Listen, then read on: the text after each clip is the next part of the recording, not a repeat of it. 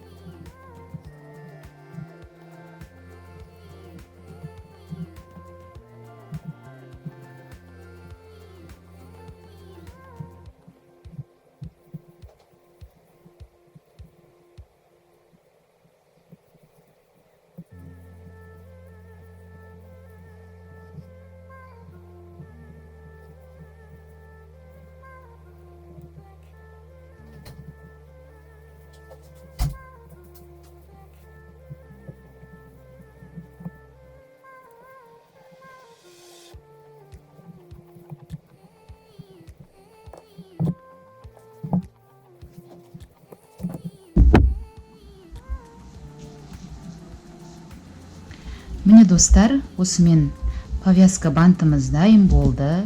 Өте әдемі, өте нәзік көрінеді.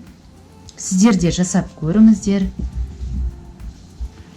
Егер де менің жасаған повязка бантым сіздерге ұнаса, лайк басып, комментарий қалдырып, менің каналыма тіркеліп кетуді ұмытпаңыздар.